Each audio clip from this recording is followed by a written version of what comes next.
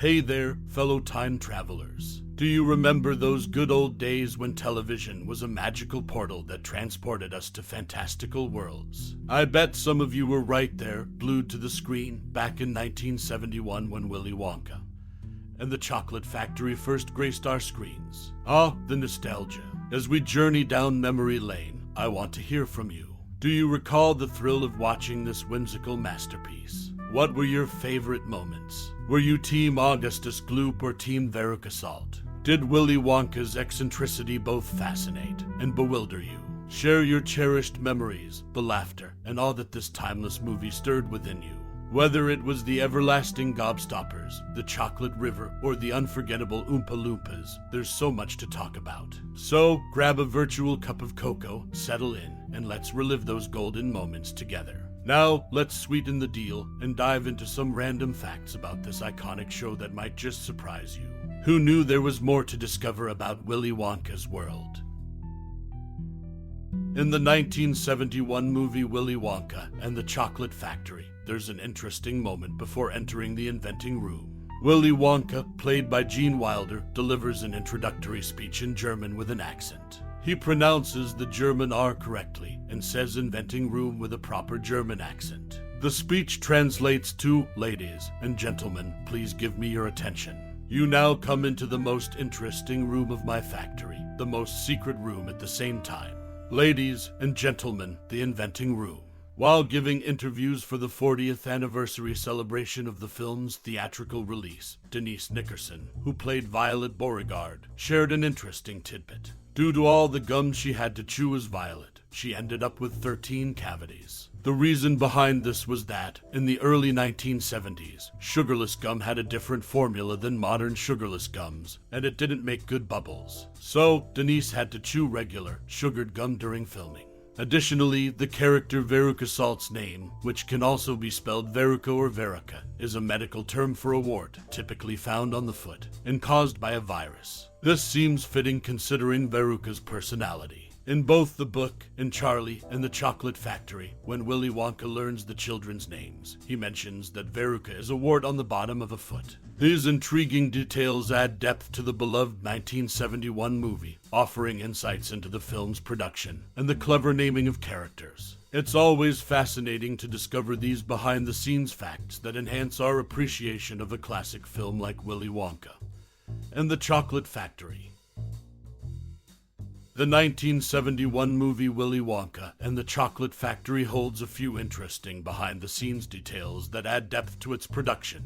While there's limited information on the film's shooting locations, it's worth noting that the movie was filmed in Munich, Germany, rather than the United States. Director Mel Stuart's decision was primarily driven by cost efficiency, as Munich proved significantly cheaper. Moreover, Stuart appreciated the storybook quality of Munich's locations, which contributed to the film's timeless and fantastical atmosphere. He aimed to create a setting that couldn't be pinned to any specific time or place, setting it apart from typical urban locales like New York City, St. Louis, or London.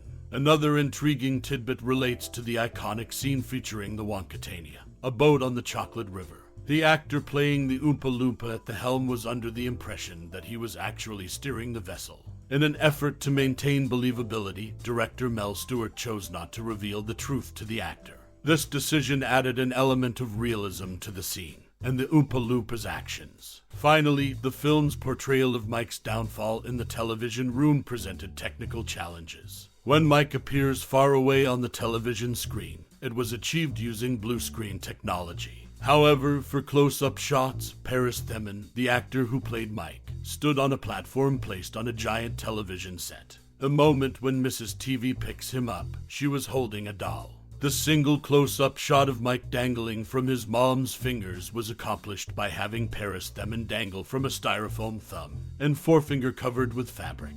These behind-the-scenes details offer a glimpse into the creative and technical aspects that contributed to the magic of Willy Wonka and the Chocolate Factory. They showcased the ingenuity of the filmmakers and their commitment to bringing Roald Dahl's beloved story to life on the big screen. The secrets and stories behind Willy Wonka and the Chocolate Factory in the magical world of Willy Wonka and the Chocolate Factory, secrets and stories abound. One such tale involves Julie Dawn Cole, who portrayed the bratty Veruca. In a DVD commentary, Cole revealed that she accidentally held onto some precious souvenirs from the set. Her everlasting gobstopper and golden ticket, iconic items from the film, found their way into her personal collection. Peter Ostrum, the actor behind Charlie Bucket, returned his golden ticket as instructed. Cole, on the other hand, kept hers, along with a scrummed Lucius bar and a Wonka bar. A golden egg, presented to her on her 13th birthday during the Golden Geese room scene, became a cherished keepsake until it spoiled. Cole even sold her everlasting gobstopper, sparking intrigue when Tim Burton's remake hit screens. Today, she proudly displays a scrummed Lucius bar and a Wonka bar, with her golden ticket showcased in Sweet Pete's candy store in Jacksonville, Florida. While the movie mesmerizes with its eccentric characters and whimsical world, it also conceals some behind-the-scenes trivia. During a memorable scene where Willy Wonka drinks from a flower-shaped cup and then devours it, Gene Wilder faced a unique challenge. The cup was crafted from wax, and Wilder had to chew the wax pieces until the take concluded, after which he spat them out, adding an extra layer of magic to his performance. Now, as we delve into the casting choices for the film, a surprising revelation emerges. Jean Stapleton, known for her iconic role as Edith Bunker in All in the Family, was initially the top choice to play Mike Teevee's mother. However, she opted for a television series pilot, which turned out to be All in the Family, an iconic show in its own right. As we uncover these intriguing tidbits, the legacy of Willy Wonka and the Chocolate Factory continues to captivate audiences young and old. From cherished keepsakes to unconventional prop choices, the movie's secrets and stories add to its enduring charm. Gene Wilder's sweet solution, the peddling Oompa Loompa mystery in the 1971 film Willy Wonka. In the Chocolate Factory, there's a memorable scene in the inventing room where Gene Wilder, playing Willy Wonka, peddles a peculiar contraption known as the mixing bike. What most viewers don't know is that this contraption was initially meant to be peddled by an Oompa Loompa. Julie Dawn Cole, the actress who portrayed the demanding Veruca, revealed this intriguing tidbit in her memoir, I Want It Now. The film's creators intended for an Oompa Loompa to pedal the bike, but when it came time to shoot the scene, a problem emerged. None of the Oompa Loompa actors had long enough legs to reach the pedals. Facing this unexpected challenge, the filmmakers had to think on their feet. Their creative solution: Gene Wilder, the iconic Willy Wonka himself, would take on the task of peddling the contraption. And, as if that wasn't enough, he did so while serenading the audience with the whimsical tune Sweet Lovers Love the Springtime. It's a testament to the resourcefulness of the filmmakers that this scene turned into one of the most memorable moments in the movie. So, the next time you watch Willy Wonka and the Chocolate Factory and see Gene Wilder pedaling away on that mixing bike, remember the Oompa Loompa's short legs that made it all possible.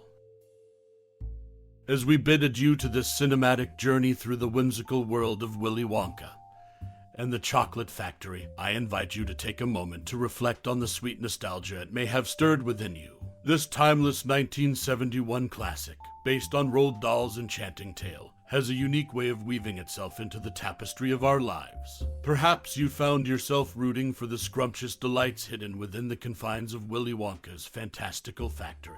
Or maybe, like Charlie Bucket, you too dreamt of that elusive golden ticket, a symbol of hope and endless possibilities. The Oompa Loompa's catchy tunes, the wonder of the everlasting gobstopper, and the enigmatic Willy Wonka himself, all these elements have left an indelible mark on our hearts. Now, it's your turn to share.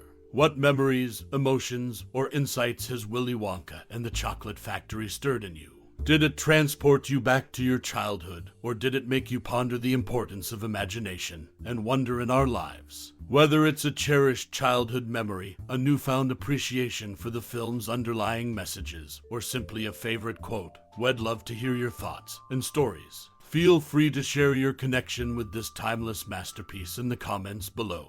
Thank you for embarking on this cinematic journey with us and for sharing your thoughts. Your engagement enriches our shared experience, and we look forward to hearing from you. Until next time, keep the magic of Willy Wonka alive in your hearts. Warm regards.